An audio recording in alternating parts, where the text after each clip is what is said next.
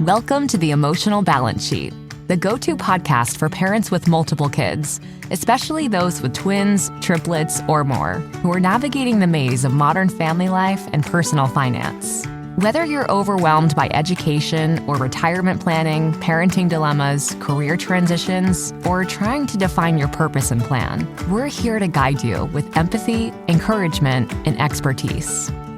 Hosted by Paul Fenner, founder of Tama Capital, a certified financial planner and parent to 4 kids, including a set of triplets. Our podcast is your ally in the quest for financial peace of mind, proving that money matters, but family comes first. Subscribe now and join our community of empowered parents at tamacapital.com. This podcast is for informational purposes only and should not be relied upon for investment decisions. Clients of Tama may retain positions in the securities discussed in this podcast. What does comprehensive financial planning even mean? At Tama Capital, it means a family office where lifestyle planning such as retirement, college, portfolio management, and tax prep and planning are all under one umbrella. But it goes beyond numbers. We focus as much on the emotional side of financial planning as we do on the financial side. We get you. We understand your challenges of building a family, business or career, and a healthy life. We are devoted to wealth planning for families like yours because we are you. Learn how our family can help your family by visiting tamacapital.com. Some people get stressed during the holidays or leading up to the holidays, while other people get stressed when you flip the calendar to that new year. And that's why I wanted to talk today with Dr. Jenifer Dragonette, our resident therapist expert, about this pervasive issue of anxiety, particularly during the start of a new year. Dr. Jen highlights the physical manifestations of anxiety, the importance of understanding its nature, and the role of mindset in managing these anxious thoughts we have. During our conversation, she emphasizes this concept of agency, the need for connection, and the power of communication in overcoming these feelings of isolation, and in particularly fear. Through personal anecdotes and professional insights, we try to provide you with strategies to cope with some of these anxieties that you may be feeling. Please enjoy my conversation with Dr. Jenifer Dragonette. Dr. Jen, welcome back for, I think, another hopefully riveting conversation as we always have. Thanks, Paul. It's great to be here. So today we're recording this in December, and so this show will probably come out in January. But the topic that I wanted to talk about today, or we wanted to talk about today, was anxiety. Like, I think it's everybody's favorite word around the holiday, and then especially like when you pair it with this presidential election that we went through, I think it's something that I think is really heart and center of how we're living our lives. And I think one thing, I was just thinking about this, I overheard somebody saying it, and maybe it was, not to throw Teresa under the bus, but maybe it was her she's the one that said this to me. It was, I just want to survive the holidays. And that made me really pause and step back. I'm like, well, that doesn't really make sense. Like the holidays are supposed to be, a time to have fun, enjoy it with family and friends. But we both know they can become really stressful. And so how do we deal with anxiety around this time of year? And especially as we, I think, enter a new year as well, because New Year's always, sometimes, I guess it depends on your mindset. You have this mindset of being opportunistic, as seeing like a new beginning, a fresh start. And I know there's other people that see just the opposite, that they feel that anxiety about the unknown of what this next year could be like for them. I think you really put your finger on it when you said that a lot of this has to do with our mindset. And, this is a time of year, as you said, we're recording this in December. It's going to come out in January. This is often the time of year that I see a lot of folks coming into my practice for things like anxiety, family conflict, kind of existential challenges. What is the purpose of my life? And a lot of this is really our mindset. So I like to start by helping people understand, what is anxiety? What are we even talking about when we say I'm feeling anxious or I have anxiety? A lot of this is, like we talked about in other podcasts, being able to pull back from the thoughts and look at what the thoughts are actually saying to us when we're having anxiety type thoughts. So information is data, right?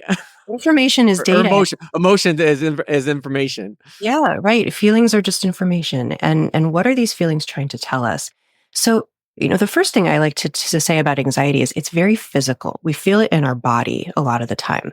So when we feel anxious, often that's our first cue, is that kind of gut punch feeling, or we might feel it in our face or feel kind of a tingling or like a prickly sensation. And that's our body and our nervous system telling us that something is happening that we want to pay attention to. But if we don't notice that, we can just go about our day and feel kind of off, feel a little bit nervous or just unsettled, and not recognize that we're having all of these anxiety thoughts that are getting in our way. So anxiety typically tries to convince us of three things. And I really do like to almost anthropomorphize anxiety, like it's this external thing that's happening to us. So anxiety tries to convince us that the feared thing, whatever it is we're afraid of, and this is really true for any type of anxiety, it convinces us that the feared thing is definitely going to happen. Not maybe, not probably, but definitely going to happen. It convinces us that it's going to be catastrophic when it does happen. And it convinces us that we won't be able to cope with it. And those three things are really important to understand, because it means that we can intervene in any of those three ways, right? If we understand that anxiety is trying to convince us that something bad is definitely going to happen, if we can pull back from that thought, we can interrogate it a little bit. Is it definitely going to happen? Do we know for sure that I won't be able to handle that visit with my in-laws, right? Or that I won't be able to make it through the holidays? And then we can move on to the second one. Is it going to be catastrophic, right? Because that is really where our mind goes, like, this is terrible. It's going to be awful. And then that third piece, I won't be able to cope with it. And that's where I often find that we have the most agency. I know that's a word that we talk about a lot, is agency. Yes. And we have agency over our ability to cope with things. We can build up resources internally. We can reach out for support from other people. So it gives us a lot of doorways in to address those anxious thoughts and feelings when they're coming at us. In listening to you talk about that, I think back to people that go through a career transition, one that is not their own, where they're either laid off, let go, whatever the situation may be. It's really hard. It's a difficult situation to go through. I've been on both sides of that fence in my corporate career, but I found that it's even more challenging this time of year, whether it's a November or December or January, because you feel like what you just described, that it's catastrophic. I'm never going to find another job. No one's hiring this time of year. And you can go down this death spiral of anxiety, fear. And I remember I've worked with families going through this time of year. I actually went through this one time during my corporate career this time of year. And I remember that Christmas, and I'll never, I still get emotionally choked up about it, because my kids were little, like my triplets were maybe like 5 or 6. Mm-hmm. And I felt like I lost my Christmas that year with my kids because of that. And I'll never forgive myself for that, because here you talk about agency. Like, I had the power to be able to control, my thoughts and my emotions, my mindset. And I let the fear and the anxiety take over. And it's that scene from Inside Out 2. I don't know if you've seen it. I think we talked about on the show, where anxiety is just sitting there at the control panel, clutched, fist, hands to the control panel, and this tornado is spinning all around her, and Joy is trying to come in to get her to let go. And I remember, even I'm getting choked about this damn movie. I remember looking over at Teresa and crying. Mm-hmm. Yeah. And it's like, how do you deal with that? Because you like you just said, you feel it physically and you feel it emotionally too. Right. I agree. And I had that same reaction to that same scene because it is so human, right? That is what it feels like. That anxiety comes in. It's like, let me take care of this, right? I will control this for you. And it feels comforting internally, again, as though anxiety is this external thing, right? It feels comforting in that moment because it's like, okay, somebody's in charge, right? The anxiety will take over. But the problem is that all of these feelings love themselves. They want to stick around. So when anxiety is coming in and trying to control us in that way and control the situation and make sure it goes the way we want it to, we're essentially feeding into that narrative. Like, it is going to happen. The feared thing is going to happen. My family won't be okay. It's going to be catastrophic and we won't be able to cope with it. So I think you're identifying exactly part of that process is noticing what that tornado feels like, right? If we're in, the anxiety's got the controls and we're in this tornado and none of the other emotions come in, what does that feel like in our body, right? What are the signs that that's happening to us? Because we actually can stop it, but not if we're in the middle of that storm, right? It's really, really hard to step outside of it when we're so swept up in those emotions. So being aware of those first sensations, oh, wow, this is anxiety. Right? This isn't necessarily facts, right? You didn't ruin your kid's Christmas that year, right? You had wonderful Christmases since then and you had wonderful times with your family. But that's what anxiety says is you can never forgive yourself for that, right? Carry this with you so that you don't ever go into those situations like that again.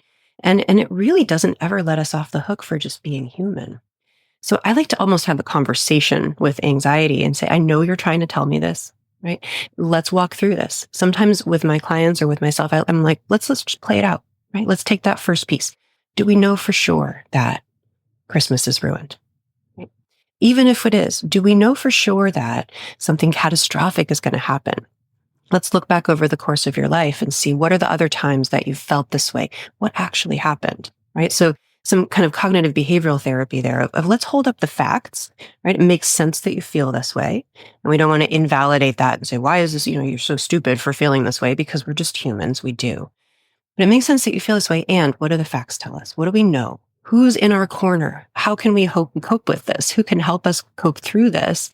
And really pulling in on your internal resources. There's a quote I think of a lot with this piece. It comes from researchers Sokol and Fox. They've done a lot of research on anxiety, and they say, without self-doubt, anxiety cannot exist. And I really say that one more time. Without self-doubt, anxiety cannot exist. It's an interesting really one. Yeah. That's why I wanted you to say that. I'm like, I need to let that soak in. Yeah, I did too. The first time I read that, the first 10 times I read that, without self-doubt. Because what that says is anxiety is something that I actually have some agency with. It's about building up mastery or understanding that I do have the skills to make it through, or I've made it through every hard day of my life so far. I can do really hard things. I can handle challenges. We can, right? We're still here. We're still standing. But anxiety tries to convince us that we can't. And so we really have to be able to pull back and look at the facts, look at our internal resources, and then maybe add additional resources, ask for help, share out loud what's happening. Because that's the other thing that anxiety convinces us of is that we're alone. We're the only people who felt this way, or this is worse for us than other people. And that's really part of the fundamental problem with being human is we know our internal experience so well, and we know what other people choose to share with us. And what other people choose to share with us is not the entirety of their experience. Unless you're in my field and we get to hear all of the nitty-gritty details of somebody's anxiety process, most of us walk around as though we are fine, in quotes. And so we get this image that I'm the only person in the world who feels this way. And it's so isolating and it's so fundamentally untrue. Before we hit record, we were talking about this. What you just touched on is like, I have so much respect for the work that you do as a therapist and all therapists do, because here you are in your chosen profession that you're meeting with your clients, your families that you work with, and having to deal and work with them through their issues. And at the same time, we're human too. And we all have our set of own issues. And I think I mentioned to you, like the families that I know that I work with personally, I know they really love and care about me because they're the ones that ask, well, how are you doing? And that's always so gratifying.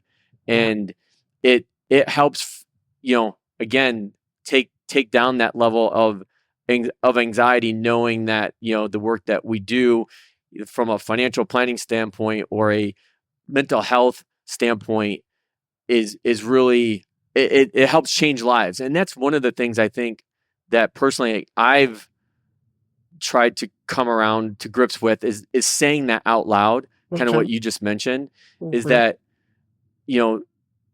I think most people, I think we've talked about this before. I know I've talked about on the show with others, is that the stereotype of mental wellness, or like even what a financial planner does.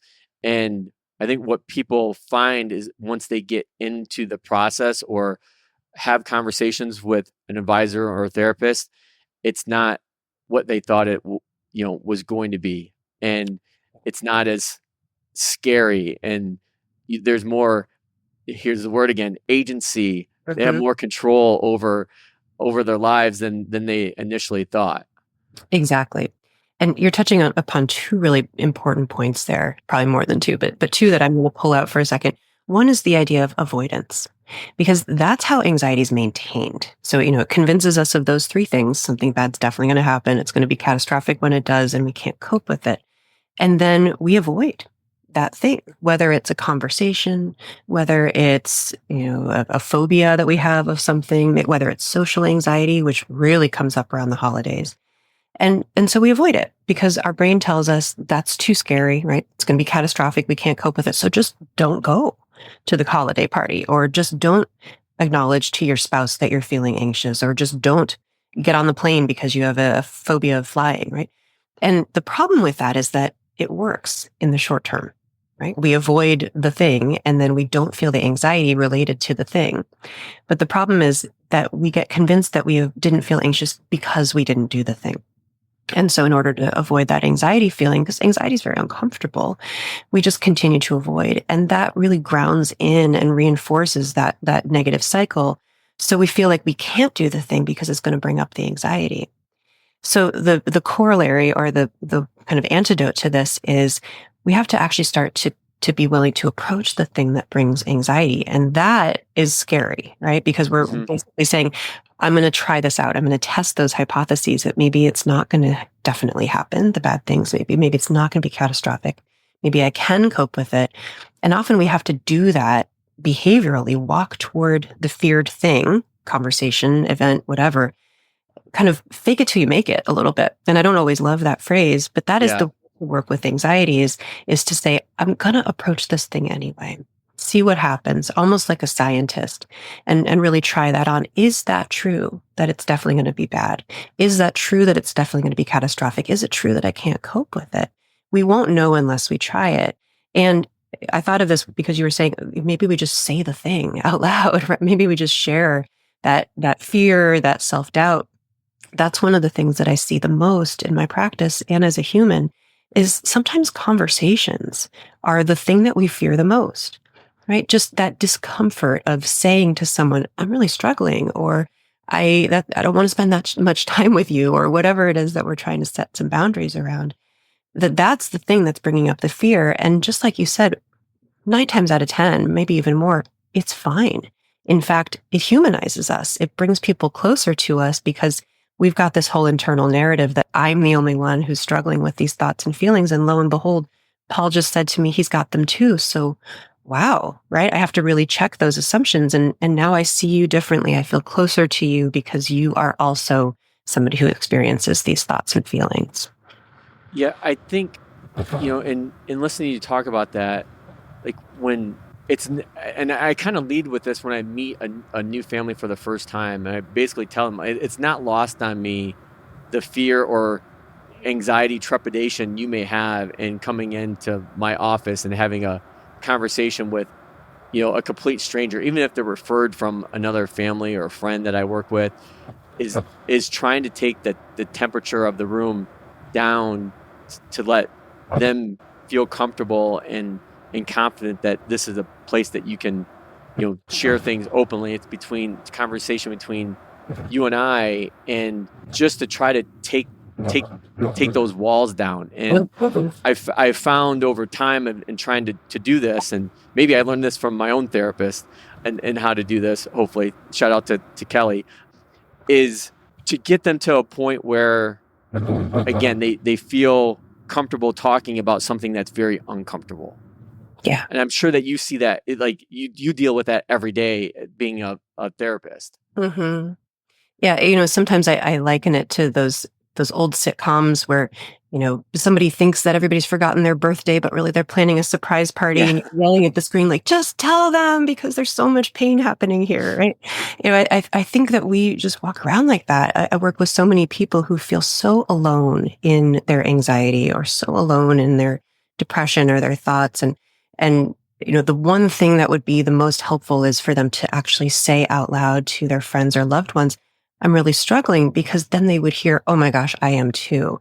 And it's like I'm shouting at the screen, like, just acknowledge what's happening, right? Because you're walking around with so much pain, feeling so other, so alien, and that's making it feel so much worse. So then we continue that avoidance process and we don't have the type of agency that we really need and deserve to have. Yeah, I think that's a really good point that you come back to that whole avoidance where it's like no one really wants to, well, I'm sure there are some people, but I think most people generally are good people that they don't want to deliver bad news to somebody. And so, we can work this up in our minds of this potential negative conversation with somebody. And actually, this just happened to a friend of mine a few days ago where, I tried to convince him, like, you have to have this conversation, or you shouldn't have to, but you should have this conversation. You should deliver this news, because if you were on the opposite end, you would want to know as well. Yeah.